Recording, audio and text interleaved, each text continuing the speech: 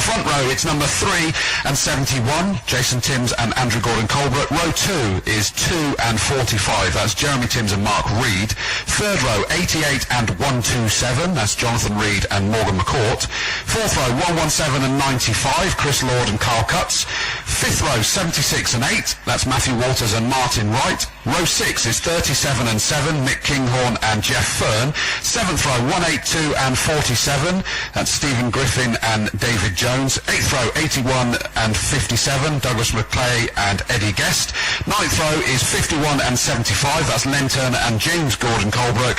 And all alone on row number 10 is number 888, Ben McGee. And let me just check if we got any changes to this program. In terms of your program, there's a couple of deletions for this one, unfortunately, and turn to page 18 and 19 for this one. If you delete number 12, Philip Davis is not here, so delete number 12 and delete number 34, which is in the 1600 class, Simon Hare. So delete 34, Simon Hare. That's the only two amendments that we have for this one, and we still sit there with, you said, what have I done with the program? There we go. With 19 starters.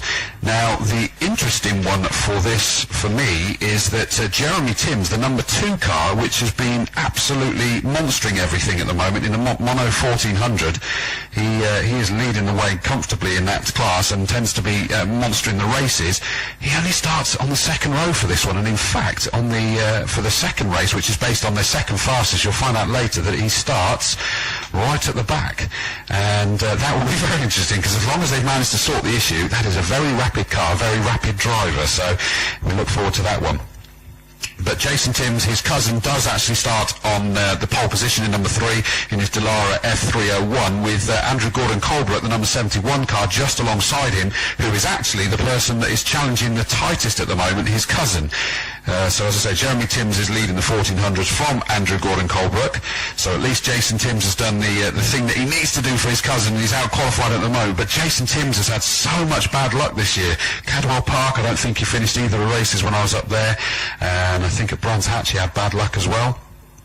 And so it's Jason Timms that's got the upper hand at the moment. Jeremy Timms, as I say, does start in third in this first race, but that was the only flying lap he managed to put in, with Mark Reed alongside him. That's the first of the Mono 1000 classes, and that's good news for him, because he actually sits second in that class at the moment, just behind Mick Kinghorn. Now, Mick Kinghorn actually starts down in 11th, so that means that the 1000 class is wide open. Jonathan Reed and Morgan McCourt in 88 and 127, they're both Mono 1000s. They start on the third row. In 7th position, it's the first of the 1800s, Chris Lord in his Van Diemen RF82, with Carl Cutts in 95 alongside him in another one of the Mono 1000, the Speeds RM05. 9th and 10th, Matthew Walters in 76 and Martin Wright in number 8, Miguel and Dallara in the 1800 and Mono 1400 respectively. Mick Kinghorn, we've already said, starts in 11th with Jeff Fern alongside him, the first of the 1600 class in his Van Diemen RF89. Stephen Griffin in his Van Diemen Formula Ireland car, which is puts him third place in the 1800s, has David Jones alongside him in the Van Diemen RF82. Douglas McClay and Eddie Guest in a Miguel and Lola. Fantastic, thanks Mark. Yep, so they're off, although bizarrely it's actually started the clock on on TSL, but I'm not sure whether that's strictly accurate. We'll wait and see whether they arrive down at us at race speed. They obviously have been round for half a lap, but they disappear through the Foster's cut through. And coming down towards us, actually, do you know what? This looks like they're not having a warm-up lap. This looks like they are off and racing. So, yeah, as Mark runs his way down, is that we are underway racing, and it looks like we've got a change at the front there, and I need to wait and see for them to come back round again, because I don't think I was fully prepared that we were going to be underway for racing here. So it is certainly the front 5 or 6 cars that have managed to scramble away from everybody else at the moment. Now, if qualifying's anything to go by, they're surprisingly spread out. I'm not expecting that to be the case. Certainly the fact of Jeremy Timms being 5.5 seconds slower than Jason Timms, not a chance. That is not what we would expect whatsoever. And we actually had for a second up there at the top, we've got, yeah, I'm glad that we weren't the only ones cut out there. It looks as though the marshals, we got a red flag now, red flag. So I think that got all a bit confused there, me included. That's okay. I'm glad I'm not on my own there. I just suddenly looked up and saw that the marshals were getting ready with green flags to wave for this one as well, and it did all change. Now, the car that managed to get into the lead was actually Jonathan Reed in the Jedi. So my sprint back to the commentary box was not needed in the end. Yeah, I don't understand that, because I suddenly looked at TSL and it had green and the clock had started counting down. Oh, we've got a bit of damaged nose there to the Kinghorn car, number 37, and that's quite significant for the championship. But I'm not aware whether something happened down at Shell Oils to have caused this red flag, or whether it's because the start didn't go quite as planned.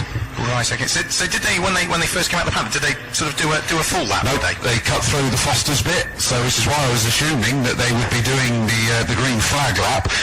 But as I say, TSL started counting down the time. They suddenly came down most definitely racing, and into the lead had gone the number 88, Jonathan Reed, from 5th on the grid, so they were definitely racing. Looked up towards Hilltop to see them come back into our view, and the marshals were getting ready to wave green flags, so they were expecting this to be a green flag lap as well as us. And then suddenly the red flag came out. Right, okay, right.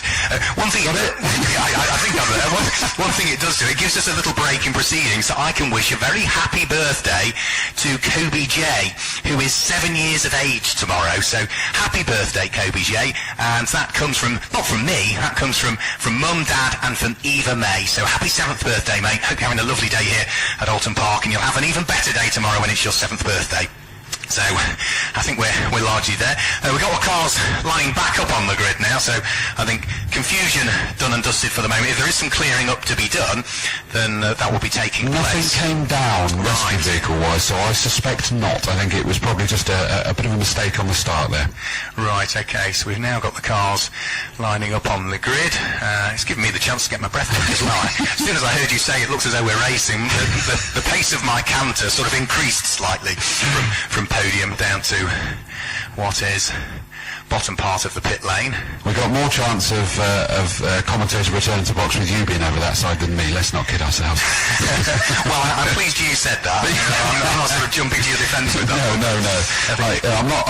I'm not quite as big as I was, but I'm still not down to the waif of person that you are. So the waif of person I aspire to be. Still, we're still not quite there. We will get there. We will get there. You will be after today. So we've got one car that is opting to start from the pit lane. That's at the end of the red flag, came back into the pit lane, and that's car number 888, which is Ben McGee. Ben, who was scheduled to have started off the back anyway, so he has clearly just opted to either come into the pit lane, either confused with what the process was, or maybe he's got some sort of clutch or gearbox issue, or just wants to stay out of any first corner trouble, Ben McGee, having qualified at the back anyway. So everybody else is lined up on the grid, bar one other, which is at the top of the pit lane, and that looks like Matt Walter's car number 76 in terms of its colour. What are they doing with Mick Kinghorn, the 37, because that had front nose damage? I can't see. The problem with the start line here, as you well know, is that sort of the catch fencing and debris fencing along the pit wall sort of obscures the cars to a degree, and then when they're all bunched up on the grid, I can't quite pick out Mick Kinghorn's. It's largely white with some orange flashes to the front of it, which I think I can see a car that looks as though it's white and orange, but I'm not absolutely going to say it is mixed. So we'll wait until we get this second attempt at getting the race underway. Another green flag lap underway. Green flag is waved this time on the starters rostrum, so this is a green flag lap, and Mick Kinghorn is there. He is the car that I thought it was, and you're absolutely right. There is some frontal damage to that car, which is going to overwork the tyres a little bit. Yeah, it's not quite all of that bodywork and things pointing in the direction that was originally intended by the constructors of the Speed chassis, which is a chassis that was originally built out in South Africa. The two cars in the pit lane being held, so that's car number 888 Ben McGee and Matthew Walters being held in the pit lane, but other than that, if you want to tick them off, the rest should be there as they go past you, Chris. Okay, well obviously this time they now disappear along Lakeside and out of our view, as we would expect them to do on the green flag lap, and getting the temperature into their tyres. They're obviously all weaving around. I'm wondering whether we keep an eye on the 88 car of Jonathan Reed again, the black and white Jedi. For obviously the actual championship's changed its name now, hasn't it? It's not it's the F1000 rather than Formula Jedis, but these Jedis are so quick, and of course they're so light. And someone was telling me at the other week when the F1000 were at Castle Combe, it says that they can go 0 to 60 in 3 seconds, and they said, well, actually the quickest that we've managed to get it to is 2.2 seconds, 0 to 60. So could we see that Jonathan Reed genuinely will be able to launch himself towards the sharp end of this field off of the start, or was that purely down to the confusion, with some people assuming that this was going to be a green flag lap and some going, well, okay, the lights have gone out, I'm going to go racing then. But keep an eye out for that when he starts on in 5th position, just behind the red car of Mark Reed, the red Leastone 1000. But our pole sitter, Jason Timms, is Dallara F301. Jeremy Timms starting there in 3rd. He is also a Dallara F301 with the Q8 livery. Again, expect him to be making his way. As long as they've managed to get sorted the issues that he obviously had in qualifying, he is a person that is constantly at the front of this field in all of the races, and he'll be hoping to get himself back up there again as well. So everybody's gone through. I didn't spot anyone missing, but I can't guarantee. I tried my best, but they've now just crested, the last of the cars crested Clay Hill, now making their way back towards you for this 15-minute race. Yep, still showing as being a 15-minute race. It's the first of 2 races for the Monoposto 1800, 1600, and then the Moto 1400 and 1000 classes. And fresh from being able to stretch their legs around the longer Silverstone Grand Prix circuit, around the tighter confines of the Oulton Park International circuit, let's see as to whom may able to lay claim for what is the 8th race of the season so far in this 2017 Monoposto Championship season. So cars just now starting to form back up on the grid.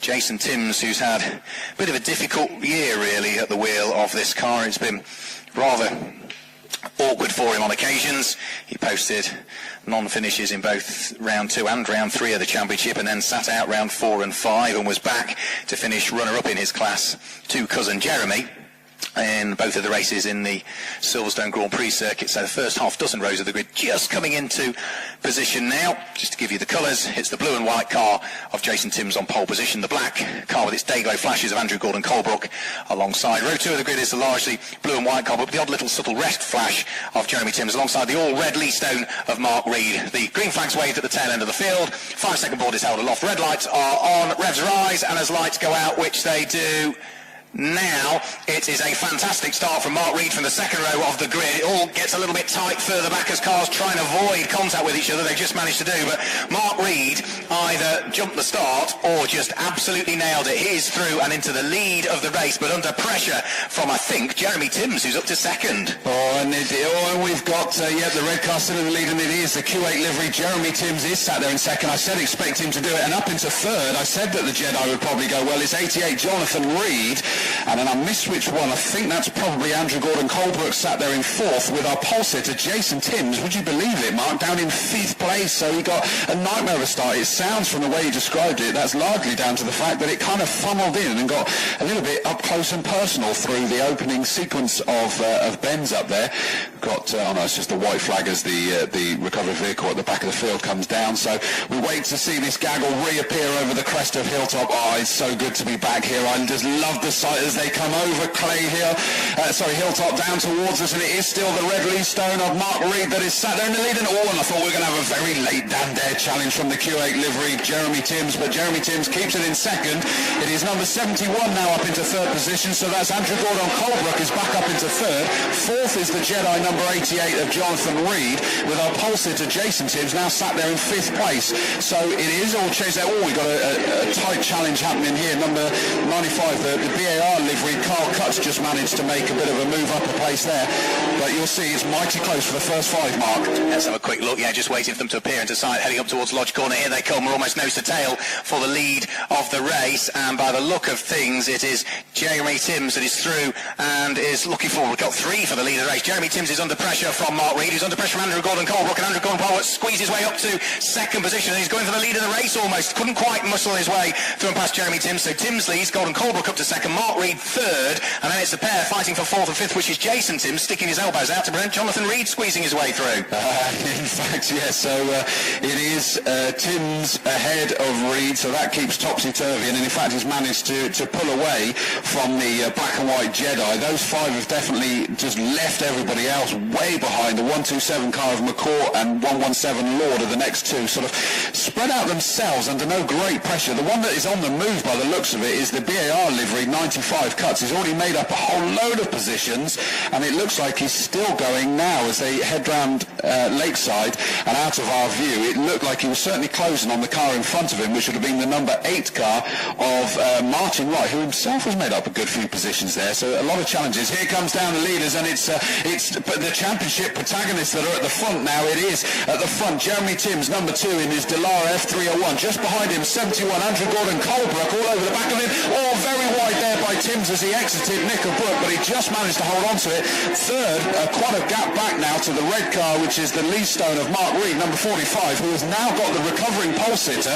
Number 3, Jason Timms, the blue and white Delara F301, glued to the back of him. So it's very much Noah's Ark probably going to come into your view, Mark. 2 by 2 and very tight battles between each of them. Yeah, up towards Lodge Corner they'll come. Jeremy Timms still in the lead of the race. Andrew Gordon-Colebrook trying to hunt down what for him would be his first class victory and overall victory of the season. Over the start-finish line go the pair. It's still Jeremy Timms that leads. Andrew Gordon-Colebrook closing on the brakes as they turn their way through Old Hall Corner, and Jason Timms throws one up the inside of Mark Reed, who thought he got the door closed, and then, well, Jason Timms had other ideas about it. Through goes Jason Timms now up into third place. Mark Reed down into fourth as they head back towards you. Yeah, they're not scared to throw one up the inside here, are they, these guys? And here we go, the 2 by 2 fight. And although it looks, as you say, that the number 3 car of Jason Timms got himself up into third, he's not got it his own way, because as they went along Lakeside there, it was the red car of number 45 Reed that got the great run through the corner, the great exit, and I think they were just about lining up to go side by side as they went out of our sight down towards Shellhorse. Of course, the trees are in full bloom now, so I can't see anything at all down at Shellhorse across the lake in the sort of autumnal period and the winter period, or spring should I say. We do just about see, but the front 2 are so close. A very defensive line coming down towards his lodge by Jeremy Timms, just bounces slightly over the curb. That's not going to have him perfectly settled through this, so the 71 car of Gordon-Colebrook still trying to close in on them. Nice tight lines by both of them. Now it looks as though the number 3 car of Jason Timms has got himself comfortably into third, but that car did not sound totally right as it exited. I don't know whether you could potentially even hear that in the background there, Mark. It was just sounding a bit rough compared to the other time round, but he has managed to get himself not just into third, but leave the 45 car of Mark Reed quite a fair bit behind him now. Yeah, the Leastone dropping away. 10 minutes of the race still to go. 3 laps about to be completed. Multiple monoposto champion Jeremy Timms still continues to lead from the hard-charging Andrew Gordon-Colebrook, who is still within touching distance. Any more mistakes like the one we saw down at Nickelbrook a few laps ago, and he's in prime position so as to take up the lead of the race, but Jeremy Timms isn't exactly going to make it easy. Jason Timms there in third position, and now Mark Reed still in fourth place, but coming under pressure from Jonathan Reed. So the Jedi, the silver Jedi with the yellow stripe down the centre, really now applying the pressure to the Leastone of Mark Reed that lies ahead.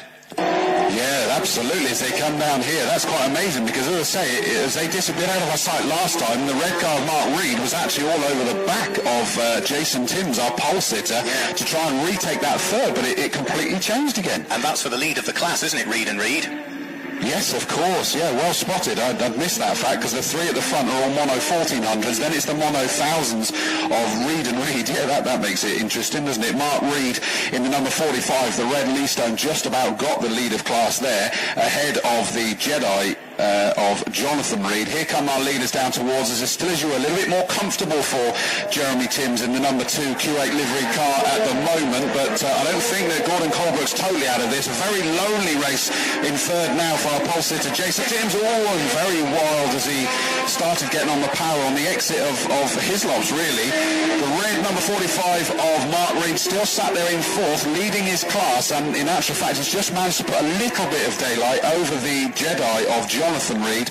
And then we've got quite a gap back before we get to the 127 car of Morgan McCall, which is another one of the Lee Stones, red but with just little flashes of white to make it stand out. Over the start-finish line comes Jeremy Timms leading the race, a lead which looks to have extended this time through. It was 0.68 of a second. It's now gone out to 0.36 of a second. New fastest lap of the race for Jeremy Timms. That's why 1 minute 39.379 extends the leading margin. Jason Timms safely still in third place, but 7 seconds adrift. And Mark Reed hanging on to fourth place, and of course the lead of Mono 1000 at the moment. Jonathan Reed's Jedi still behind him, hasn't quite as yet been able to unlock the door to the lead of the class. Oh, we got Mick Kinghorn trying to make a move down here. Sorry, this is still coming down from Hilltop, this gaggle a little bit further back, so I'm sort of looking at either side of the grass here. Mick Kinghorn was trying to throw one up the inside in the ever-decreasing. You can still hear me because I can't hear anything in my headphones anymore. There we go. I think I'm back. Yes, it was a late lunge. I tell you what's so impressive down here, Mark, is that the speed when they come down the avenue and into Cascades, they go through the left-hander of Cascades so quick, especially the lead too. It is just wonderful sight to see as they now are back on the power in towards Knickerbrook. Again, quite a wide line by our leader, number 2, Jeremy Timms, but he's still comfortably in the lead. They've just managed to pass Ben McGee, the back marker. Through goes the solitary third place car of Jason Timms, still sounding a bit ropey as he goes through there. But Reed and Reed are still joined together. That lovely silver, I said it was white earlier, I've just realised that actually that Jedi silver as it suddenly glistened with a little bit of light down here. Yeah, lovely colour, isn't it? Yeah, silver wrapped car. So yeah, Reed in the lead of Reed. In terms of class leaders at this stage, leading the race and leading Mono 1400 is Jeremy Timms as he heads over the start-finish line. Andrew Colebrook this time though with the new fastest lap of the race, bringing the lead advantage down to just about a second between the leading pair. Jason Timms in third, as you say, that car sounding ever rougher, I would suggest. Fourth at the moment is still going to be Mark Reed. Of course, he leads Mono 1000. The other class leaders that we have is Chris Lord, car number 117 in 7th position that leads Mono 1800, and Mono 1600 is being led by the car in 11th place, number 7, Jeff Fern. I'll tell you what, yeah, where you confirmed as well that the Jason Timms car number 3 was sounding more and more rough, and the fact that I can actually hear it when it goes through Cascade sounding rough, I think is a telltale sign. Mick Kinghorn coming down towards us at Hislop's here with his damaged front wing, still throwing out the inside. That's just gone up the number 7 car of Jeff Fern, so he's just moved up into, what will that be, 11th position overall, and quite a long way back. It means that just coming down towards Hislop's now is this lead battle. They're having to pick their way through all these back markers now. What effect are we going to get on this lead? Still looks quite comfortable at the moment for the number 2 car of Jeremy Timms. He's still sat there. What do we got? Just over 5 minutes still remaining. Let's listen to this number 3 car of Jason Timms come through in front of us. Oh, and he's just touched a bit of grass there. That's so loud. I'm sure you can hear that in the background.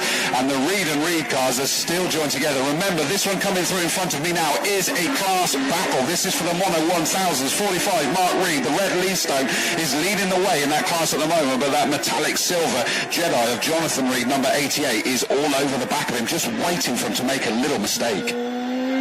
This could be the pivotal lap this time through for Andrew Colebrook, because they're about to meet a raft of traffic. Safely go the 2 leaders out of Old Hall Corner, but down at Cascades, Chris Dawes, there's a huge stream of cars they've got to feed their way through on this lap. Yeah, sorry about that, Mark. I was late going over because there was so much going back there, wasn't it? They're so quick, these front 2 are, isn't it, though? They disappear from my sight, and within a matter of moments, they're already with you. But you're right, they've gone down clear at Lakeside, and they're already sort of having to pick them off. As the third place car of Jason Timms, number 3, still having the lonely race. And it has changed, hasn't it, for the Mono 1000s? Had it done that by you, Mark? Yes, it had, hadn't it? 88. Yes, it had, yeah. Yeah, sorry about that. It's sort of spread out now, hasn't it? These fights, trying to keep up with who should talk. But at the moment, it's all quiet as we wait for the leaders to come towards us, picking their way through all this traffic. Oh, you can suddenly see them darting from one side to the other. And the person that's done it best at the moment is our leader. Number 2 car of Jeremy Timms has done a great job there, because it means that Andrew Gordon Colebrook in 71 is a long way back. You'll see it when they come back into your sight, Mark. It's a big difference between the two now. But my goodness, they must have picked through that gaggle so quickly, which shows you the closing speed must be quite frightening between the two classes. Yeah, in the relative classes, we'll see similar closing speeds in GT Cup, won't we, later on? True. Yeah, I did say it was the pivotal lap for Gordon Colebrook, and that was in the hope that he might be able to mount a challenge to Jeremy Timms for the lead of the race. 'Twasn't to be. The 1000s have changed again, Mark. You'll see when they come back to you as well. Great and stuff. Still going. Still at it. So through goes Jeremy Timms, and you're absolutely right. Yeah, Andrew Gordon Colebrook has now fallen a long way adrift. He was 3.2 seconds slower on that lap as they worked their way through the traffic. Over the start-finish line goes another fight by the look of things for position. 13th and 14th place. Jeff Ferd fighting away with David Jones. So that's number 7, the Mono 1600 leader, fighting away with one of the cars that runs in Mono 1800. As for the lead, as you said, of the Mono 1000s, here they come over the start-finish line, and it is the Jedi that's ahead again. Jonathan Reed that is ahead of Mark Reed. So they keep swapping and swapping back.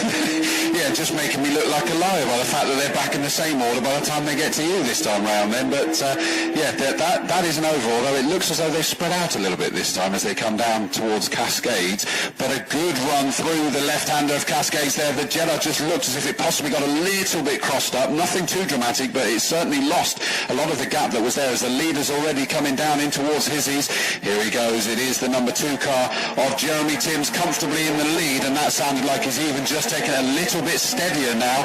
71, Andrew Gordon Colebrook comfortably sat there in second, probably knows that's a big ask to try and do something now. And picking his way through this gaggle of traffic now is going to be the 3rd place car, which is our pole sitter, number 3, Jason Timms. He is sort of halfway through this gaggle at the moment, so he's still got a lot more to do. Jeremy Timms quicker than anybody's gone through the first sector of the lap. Andrew Gordon Colebrook quicker than anybody's gone through the second sector of the lap. Andrew Gordon Colebrook also posted his best individual first sector, so we could see new fastest lap of the race coming in here for Andrew Gordon Colebrook, but it's all going to be a bit too little too late. New fastest lap of the race for Jeremy Timms, 1:38.942. New fastest lap of the race a few seconds later, Andrew Gordon Colebrook, 1:38.905. They came over the start-finish line with less than a lap time to go. 3.9 seconds is the gap as they head on to lap number 9, and it looks as though Jeremy Timms is on for another class victory. That means that he would keep a stranglehold and mean that he's won his class on every single occasion so far this year. And I love the fact that they were exchanging fastest laps there.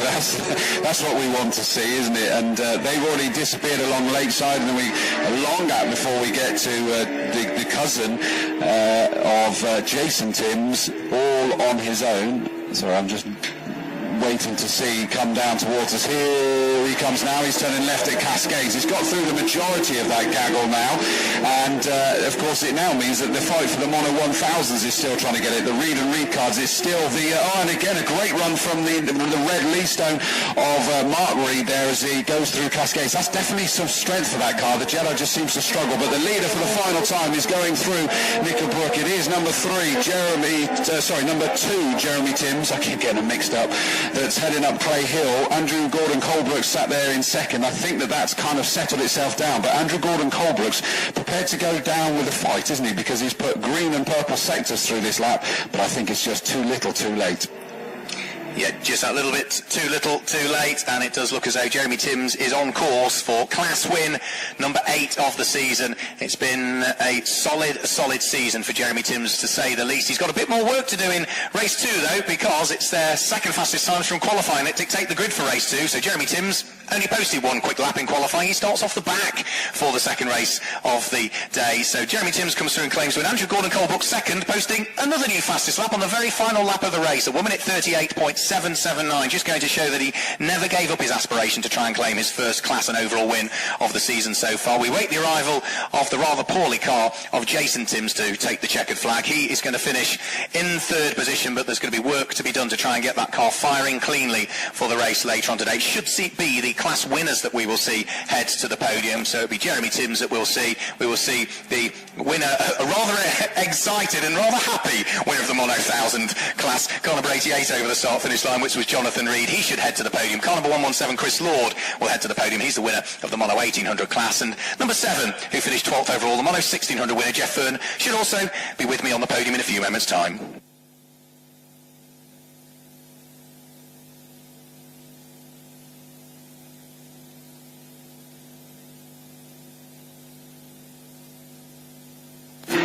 Thank you very much for that, Mark, as he makes his way down towards the podium. The good news for him is that he gets a bit more of a leisurely walk back to the commentary box afterwards, because that after the podium's finished, that will see us through into the lunch break, and I'm sure Mark will sort of like wrap you up and tell you where to go. Remember, there's plenty of eateries in the paddock area.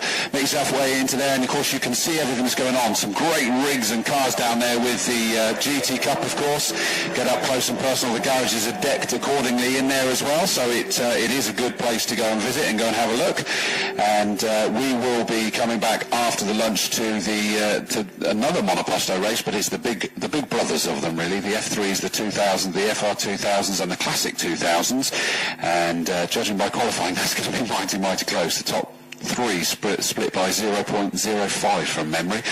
But great victory there from Jeremy Timms. Let's see what he's going to be able to do. Bearing in mind, you saw the speed of that number 2 car. He's going to be starting at the back of the grid for the second race of their 2 races here today, which is due to start at about 3 o'clock this afternoon.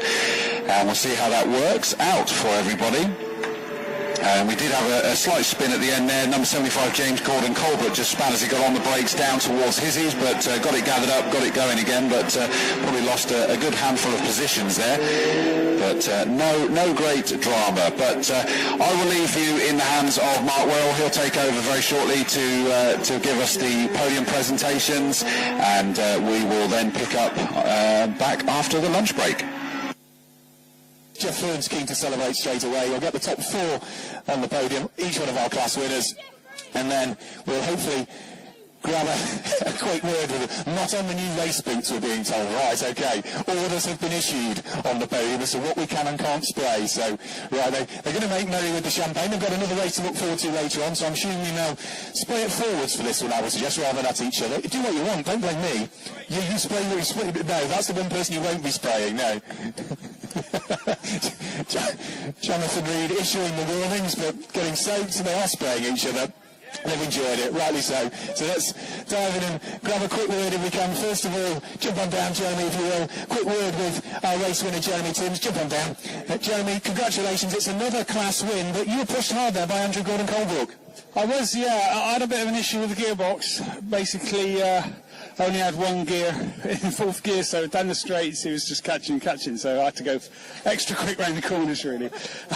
Extra quick round the corners. You're going to have to go extra quick down the straights and round the corners in race 2, because you start off the back after problems in qualifying. Yeah, not a good day so far, really. You know, qualifying, I went off on my first quick lap and hit the tyres and had a major rebuild between the race, so yeah, it's going to be good fun though, I think, hopefully.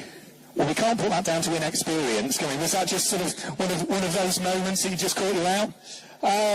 It was. The track was all a bit green, it was a lot of rain, and I just wasn't, not quite with it. It's a bit early in the morning for us, to be honest. Gives something to talk about from the commentary box in race 2, doesn't it? That's it, yeah.